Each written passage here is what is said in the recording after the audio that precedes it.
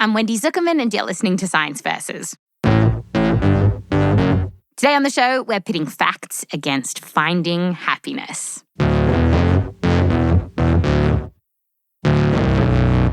That's right. There's claims out there that all kinds of things can make us happy, from making money to having kids to buying your dream home. But what actually works? What does it take to have a happy life? To find out, Harvard has been running this amazing study which has tracked hundreds of people for decades. It's actually the longest running scientific study into happiness. And as a result, we now have all of these awesome insights into how we can not only be happier, but healthier too. And so today on the show, we're chatting with the guy who has been the director of this study for more than 2 decades. His name is Professor Bob Waldinger. He's also a psychiatrist, and he co-wrote a book about this study. Bob is going to tell us what a lot of us get wrong in searching for the good life, and ultimately, how science can help us all to be happy. Here's Bob.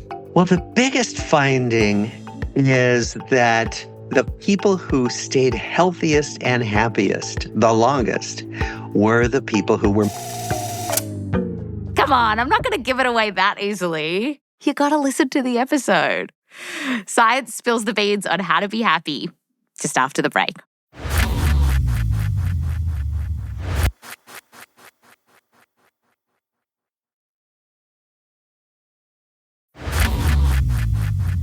Welcome back. Today, we're talking about the world's longest-running study into happiness. It's officially called the Harvard Study of Adult Development. At the start of the study, pretty much everyone was a white guy. Eventually, they let in women.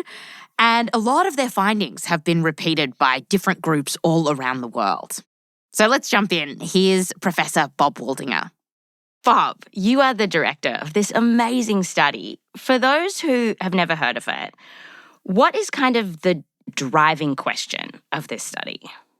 How do we live a good life? That's really it. And what are the conditions that predict who's going to thrive as they go through their life and who isn't? That's what we were asking. So set the scene of how this study began. It's the 1930s. Who are scientists picking to study? Well, they were 2 separate studies that didn't actually know about each other. One was a study of Harvard College undergraduate students, 19-year-olds, who were thought by their deans to be fine, upstanding specimens. And so they were chosen to study normal development from adolescence to young adulthood. And of course, now we realize how ridiculous that is. If you want to study normal development, you study all white guys from Harvard? No. But the other group was also a study of normal development, but it was a study of boys from Boston's poorest neighborhoods and their most troubled families. So families known for domestic violence, parental illness, mental illness, known to social service agencies for so much trouble.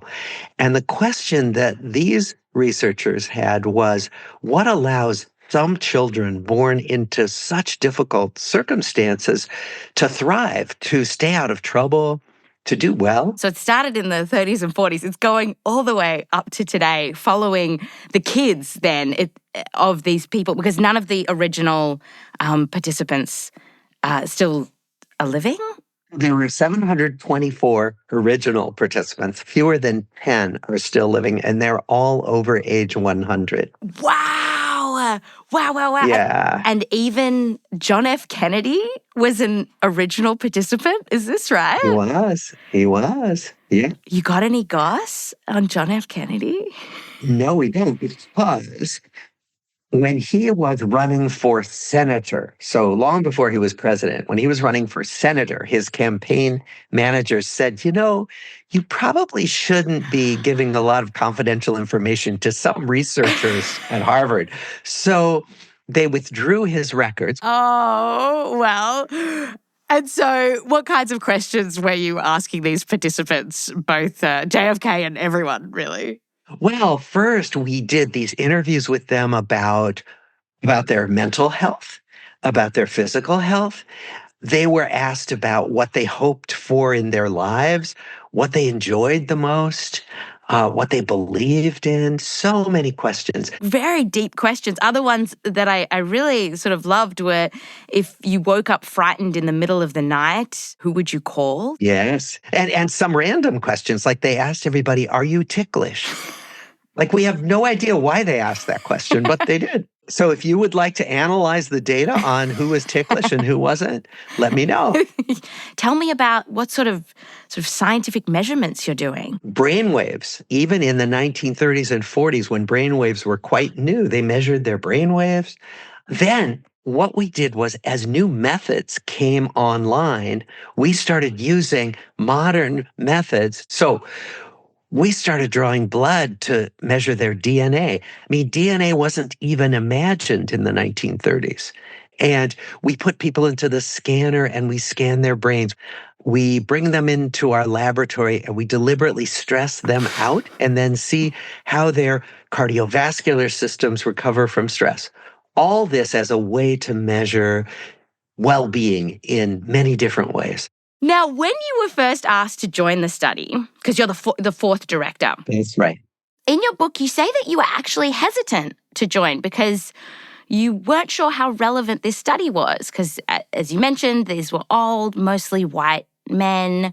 What made you change your mind? So my predecessor, the third director, said, come to my office and just read through one man's papers, read through his file.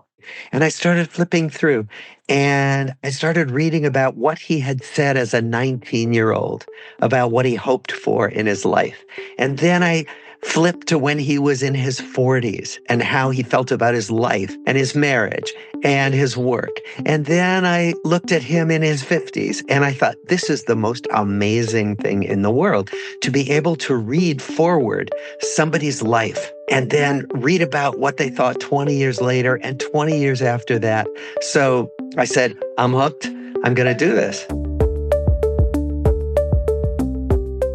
Okay, so what is the biggest finding of this study in terms of what makes us happy, what makes the good life? Well, the biggest finding is that the people who stayed healthiest and happiest the longest were the people who were most connected to other people, that people who had good relationships with others, warm relationships, and made that a priority. Those were the people who didn't develop the diseases of aging as soon, if they developed them at all. They were the people who stayed happier. And we didn't believe it at first. Why do you think you were so surprised back then? You know, we say, yes, we know the mind and the body are connected, but that strong a connection, like adding years to your life, like preventing you from getting type 2 diabetes or heart disease? Yeah, I've heard you say you actually, when you started to see that in the data, you didn't publish it right away because you were so skeptical at what you were saying. Is that right? Well, we wanted to be sure that other studies were finding the same thing, similar things. And then we saw that several other research groups were finding exactly the same thing. That good relationships not only made you happier, but healthier. It kept you healthier. Exactly. I mean, it makes sense that you'd be happier if you had better relationships, but how could relationships actually get inside our bodies and shape our physiology? Like, how could that be? How could that be a thing? How could that be? Well, I know more about it now because we've been spending a bunch of years investigating that. It seems to have to do with stress. The best hypothesis we have is that relationships are stress regulators for us. So for example, like stress happens every day, right? Something upsetting may happen and your body revs up, your blood pressure goes up, your heart rate goes up. Then the body's meant to come back to equilibrium. And what we find is that if you have somebody you can call and complain to, or have someone at home, you can go home and say, you won't believe what happened today, and you get to explain what happened, you can feel your body calm down. And we think that good relationships help our bodies go back to equilibrium after they're stressed. And what we know is that people who are isolated, people who are lonely, have chronic stress because loneliness is a stressor. So we think that those people may not ever go back to the baseline that they're supposed to go back to when they've been stressed, that they may have low levels of stress all the time in their body, higher levels of circulating stress hormones, a weaker immune system, chronic inflammation that breaks down different body systems. So that's how we think it works. When we think about the damage that stress can cause, there is this really interesting study that you talk about around stress and wound healing. This was work done at Ohio State University. It's a study that does make me cringe, I have to say. Yeah. And what they did was they took two groups of older adults. One group was caring for demented relatives, and one group was not. And otherwise, they were kind of equal in terms of health status and all that. And then they did a little skin biopsy, the kind that you do in the dermatologist's office if they see something they want to look at under the microscope. Didn't hurt much. It's a small little wound. And then they just watched to see how long everybody's little biopsy took to heal, how long the little wound took to heal in their skin. The people who were caring for demented relatives took on average 9 days longer for those little tiny wounds to heal than the people who were not caring for demented relatives. And because we know that caring for somebody who's disabled, and particularly for somebody with dementia, is one of the most stressful things that we can do. Wow. And so to tie it back to your research, any way that we can try to buffer that stress, including having good relationships, can help with that process. Absolutely. Yeah.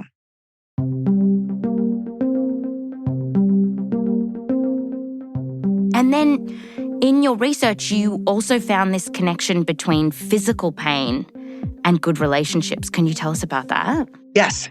What we know is that people who are having physical problems, people who are in physical pain, are less happy. Think about it. If you're having a bad day, you have some physical pain, your mood is kind of grumpier usually, right? Yeah. But what we found was that people who were having pain, who were in a happy relationship with a partner, they reported better mood even on the days when they had pain, than people who were in unhappy relationships or who were alone. So what that means to us is that being in a happy relationship kind of is a buffer. It kind of buffers you from the worst effects of pain on your mood. It allows you to still be kind of happy even when things are hurting in your body. Your research and others find that good relationships are so important. The question then becomes, how do you build those good relationships? And Yeah. George Valiant, your predecessor, wrote this really lovely quote that I want to talk about. He said, there are two pillars of happiness revealed by this study. One is love. The other is finding a way of coping with life that does not push love away. Yes. Well, I totally agree with what George says there, because one of the ways we can protect ourselves psychologically is to push people away. If we're afraid of people, if we're worried about being disliked, being disapproved of, if we're worried about somebody hurting us, we can put up barriers. And you've probably seen this. You've probably seen it in yourself sometimes. Yeah, I don't need to look very far above. I don't know. Yeah. And what we see is that the people who do that their whole lives really are pushing love away. And that means you could even be in a marriage, but it could be a very distant marriage. And many people never find a romantic partner. Not that you have to find a romantic partner, because you could have friends, really good friendships. That's fine. It's the people who are scared to let themselves express love and express affection, who often keep love at a distance, and they're less happy and less healthy. So in your study, this was really interesting to me. You looked at how people coped with difficulties and the consequences of avoiding dealing with difficult things in life. How do you actually study that? Well, it's a really hard thing to study, actually. But the way we did it was we interviewed people and we said, tell us about a difficult time you've had recently and how did you cope? And usually we'd ask them about a few difficult times. And then what we would do is we would get researchers we would just take the stories and we'd show them the stories and we'd say, what coping mechanisms are being used here? And people were really able to rate whether someone was like burying their head in the sand, saying, I'm not going to deal with this stressor. I'm going to pretend it doesn't exist, as opposed to the people who face toward a challenge and take steps to cope with it. Interesting. And what did you find generally? That if you tend to avoid things, let me guess, it's not good. It doesn't go It's well. not good. Now, so you mentioned that with these relationships, they don't have to be romantic. And I want you to tell me a little more about that. In this study, what did you find? Well, actually, some people sometimes ask me when I give a talk about this, they say, if I don't have a partner, am I doomed? Should I just throw myself in front of a bus? And I say, no, absolutely not. So it's whether we cultivate close relationships. So all of us, we think, need at least one or two people who we're close to, who we feel would be there if we needed them, who we feel we could talk to about personal matters. All of us need that. But it doesn't have to be a romantic partner. It could be a friend. It could be a sibling. It could be a workmate. And in the study, there were some people who were married, but still their partner wasn't that person that they would call in the middle of the night. Exactly. Right? Exactly. Sometimes people live in very distant marriages and they're very lonely. On the other hand, there are people who aren't married who are totally happy with their social connections, right? After the break, how folks in this study overcame a difficult childhood. Plus, does having kids make you happy? Coming up.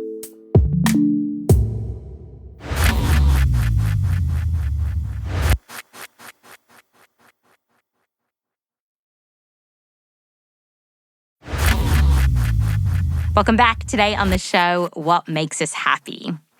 Research shows that part of the reason that some of us are happier than others is genetics. That is, there are those of us that are just kind of wired to be happier. But still, if this is something that you want to work on in your life to boost your happiness meter a little, there is some wiggle room. And Professor Bob Waldinger and his team at Harvard have found that there is something we can try to do to bump up our happiness meter, which is to build relationships, all kinds of relationships, not just romantic, but friendships too. And so I asked Bob, how has knowing this changed you? Have you made more of an effort to build these relationships?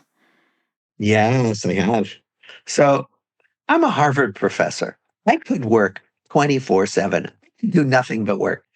And I realized if I keep doing this, I'm going to end up so alone. Yes, I do have a wife, and she's a wonderful partner. She's fantastic. But my kids were grown. They were no longer pulling me away saying, Dad, come do this or drive me here. And I realized I was just going to end up with nobody except my spouse. And then I said, oh my gosh, I have to take my own medicine here. And so I started being much more active and intentional in making dates with my friends. Let's go for a walk. Let's go out to dinner. Like two guys going out for a dinner that our wives didn't arrange, right? That's unheard of. Who would have thought? There is actually a stat from your study that it found that while only 6% of the women in the study were not satisfied with their relationships, almost a third of the men weren't. Yeah. Why is this it's almost like a meme. It's a meme. It's a total meme. You know why? I think it's how we all get socialized. I think that women growing up see their mothers being the social directors in the home, Mm. right? And they see other girls paying attention to, okay, who's doing what and what are we getting together? And the guys just, they see their fathers not paying attention. I think it's kind of handed down generationally, not in every family at all, not to stereotype it, but it is much more common for the women to be the more connected people. And so men really, I've had to learn to do that. And it's because of my own research that I've made myself learn. And has it worked for you? Do you think you're a happier person because of it? Yeah, I do. I do. I really do. And more connected. Really stamping on this point, and Yeah. that at any age you can turn things around and start building these relationships. Oh, totally.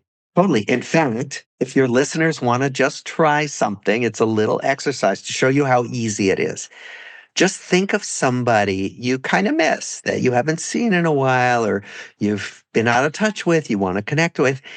And when you're done listening to this recording, just send them a little text or an email. Just send them a little text saying, "Hi, I was just thinking of you and wanted to connect." That's all you have to do.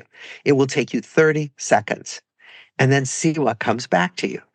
I mean, I do this sometimes when I give talks. I'll do this. I'll ask the audience, I'll say, okay, take out your phone, think of somebody, text them, and then during the Q&A, I'll say, did anybody get anything back? And all these hands shoot up and people say, oh yeah. And the reason for doing that is just to show us all that this is not heavy lifting. This is not adding huge amounts of time to your day at all. It's little small actions you could do every day. You could do it on your commute, right? You could do it while you're out jogging. You could call someone. You could invite someone to meet you at the gym to work out. There are lots of ways to do this stuff. Yeah. And then looking at some of the other findings of your study, because it was this beautiful longitudinal research project, what did you find about how childhood adversity can then affect us as we grow up? Because you did have these two groups, the Harvard quote-unquote well-adjusted men versus those who came from quite poor and difficult backgrounds. Yeah. Well, one interesting thing is that not all the Harvard men were well-adjusted. And many of the inner city men were very well-adjusted, even though they'd come from difficult backgrounds. A lot had to do with what kind of supports they had. So maybe they had one parent who was really consistent and loving, and that was enough, right? Or even an older sibling who was caring and took care of them, watched out for them.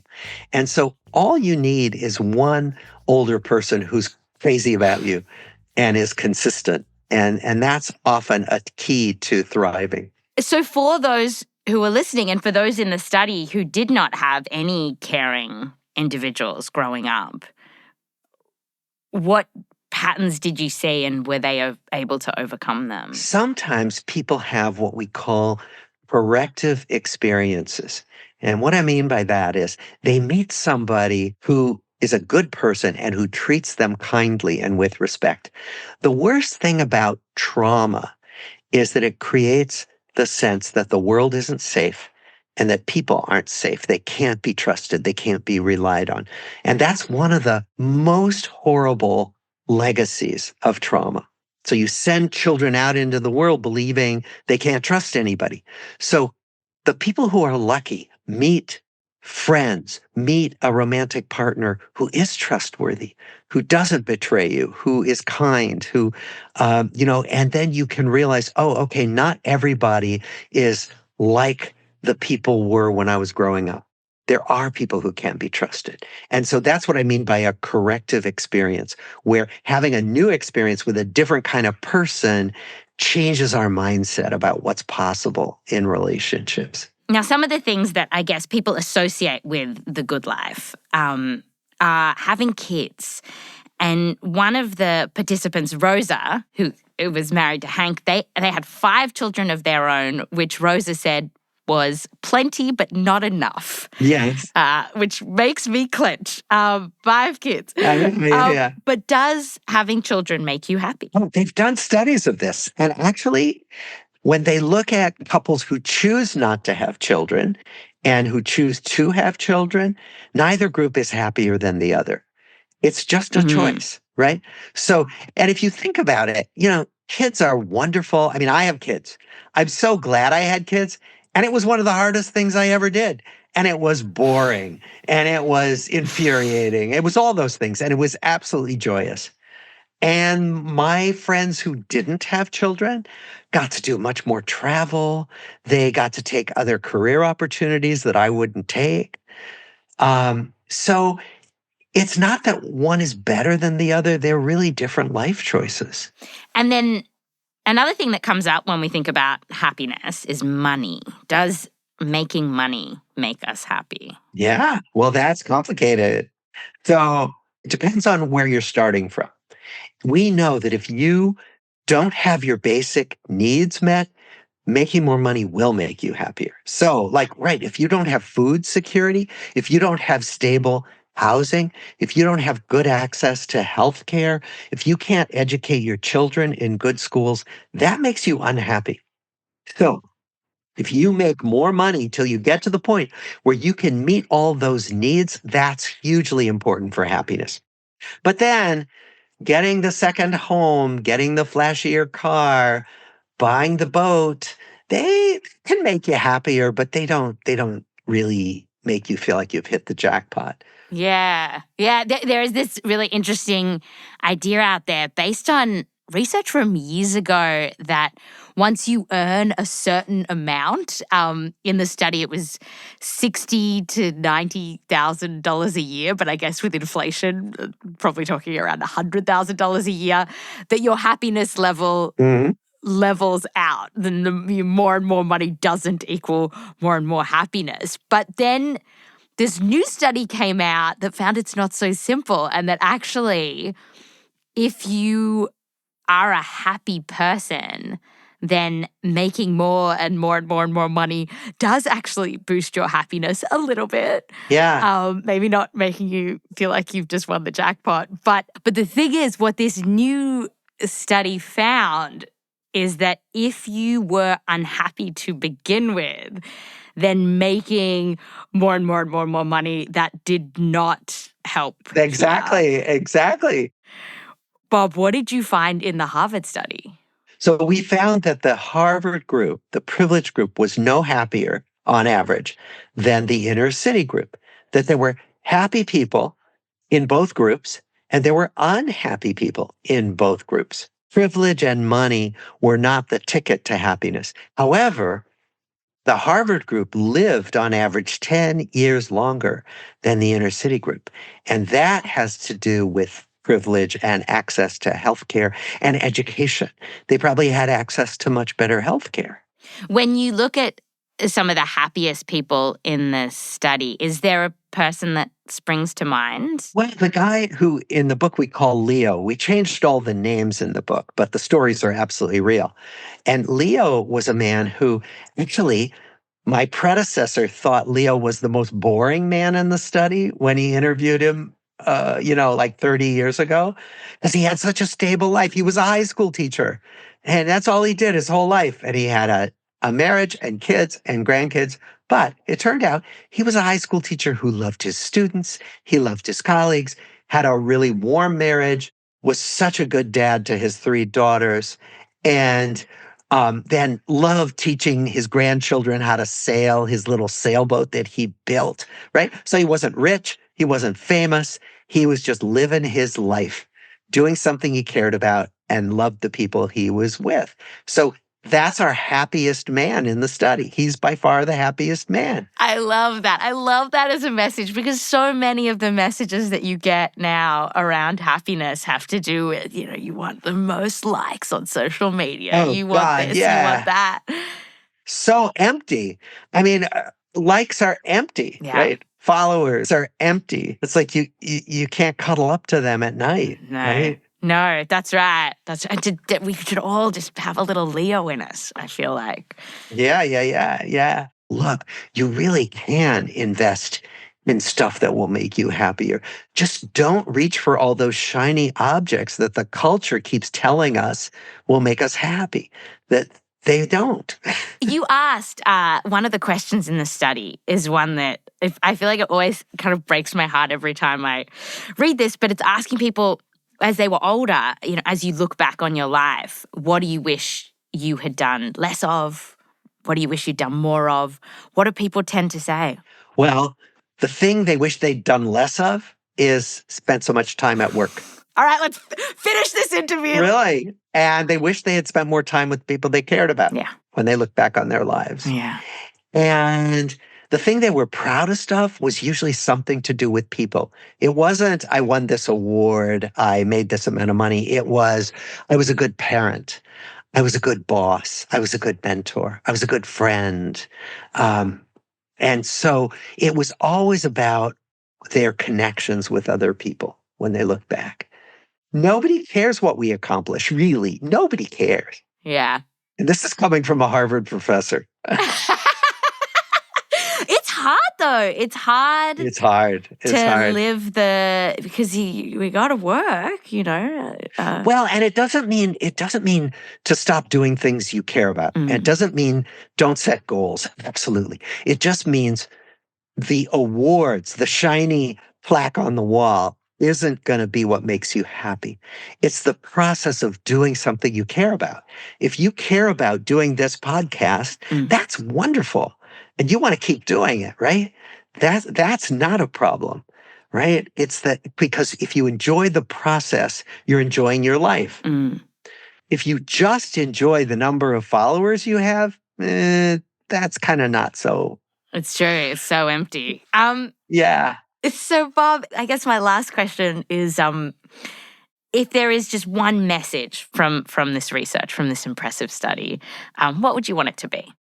People should just invest in the people they care about and in the things they care about, because nothing else really matters much. That's great. Thanks, Bob. You're welcome. This was fun. Really appreciate your time again. It's a pleasure. Take care. Bye. Bye-bye. That was my interview with Professor Bob Waldinger. And don't forget to text a friend that you haven't seen in a while. And you know what? Let us know what they say. If you do end up catching up, send us a photo. You can email us at sciencevs, that's sciencevsteam@gmail.com. Tag us in an Instagram post. We're at science_VS. And you can come say hello to me on TikTok. I'm at Wendy Zuckerman. I want to see if it worked, if you were able to reconnect and if you had a good time. If you want to read more about Bob's research, the book that he co-wrote is called The Good Life. And also in the show notes, there's a cited transcription for this episode with links to key studies that Bob is talking about.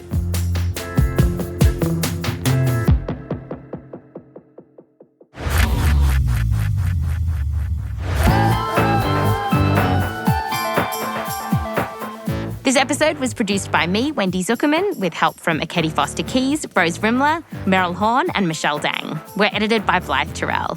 Fact-checking help by Akedi Foster Keys. Mix and sound design by Bobby Lord. Music written by Bobby Lord, Bumi Hidaka, So Wiley, Emma Munga, and Peter Leonard. An extra thanks to the Zuckerman family and Joseph Lavelle Wilson. Science Versus is a Spotify Studios original. Listen to us for free on Spotify or wherever you get your podcasts. And if you are listening on Spotify, then you should follow us and also tap the bell so you get notifications when new episodes come out. And if you like the show on whatever podcast app you're listening to us on, please rate us, give us a 5-star review. It helps other people find the show. Thank you so much. I'm Wendy Zuckerman. Back to you next time.